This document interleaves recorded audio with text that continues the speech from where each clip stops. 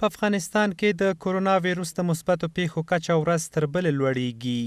د عامه روغتیا وزارت وایي په تیرو 40 ساعتونو کې د کرونا ویروس 408 مثبتې پیښې ثبت شوي او 3 تنه وفات شوي چې د مړو شویو شمېر 103 تنو ته ورسید. په تیرو 40 ساعتونو کې کابل کې 162 هرات کې 95 بلخ کې 11 پکتیا کې 15 لوګر کې 9 بغلان کې 6 وردګ کې 8 تخار کې 10 لغمان کې 1 غور کې 15 پروان کې 18 کندوز کې 3 پنشیر کې 3 کاپیسا کې 2 پکتیکا کې 4 کونړ کې 4 خوست کې 19 او دایکنډي کې 15 مثبت پیښې ثبت شوي چې له دې سره په افغانستان کې پر کووډ 19 ناروغي د اخته کسانو شمیر 1002 تنو ته ورسید.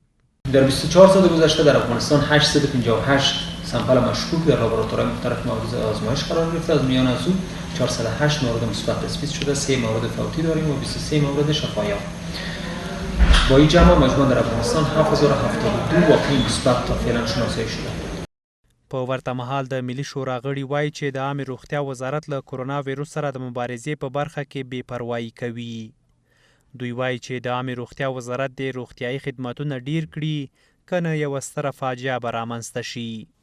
لکه څه رقم چې واقعا د دغه ویروس لپاره بعد خدمات ارزښت شي وي په صحي بخش کې بعد کار شوی، متاسفانه هغه څه کار نه شوی.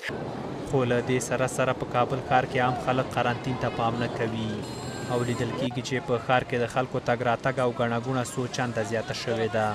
د کابل ښاریان وایي چې له بېوزلۍ راوځي خو کار هم ورته نه پیدا کېږي. دوی وایي چې د حکومت له لوري د ډوډۍ پروسه کې فساد دی او د گذر وکیلان خپلو خپلوانو ته ډوډۍ ورکوي. وکیلا میرم و بیا بریم آرد میتیم با مردم نان میتیم، با مردم یک نفر نان نمیده، غیر در جیبشون میکنه. این رقم دولت است، دولت قانونی. مردم 3000 کرایه خانه 300 نفر در چوک استاد است، یک نفر کار نمیده. این چه رقم دولت مردم نان بخوره پیدا کنه، روزگار پیدا کنه، از کجا کنه؟ تماما حق و امتیازی از ما پایمال است. پایمال است. افغانستان کې د کرونا ویروس مثبتو پیښو شمیرې په داسې حال کې مخ په لوړېدو دي چې په دې وروستیو کې د کابل په شمول په ولایتونو کې هم څوک قرنطین په پام کې نه نیسي او ګڼه ګوڼه خورا ډیره شوې ده.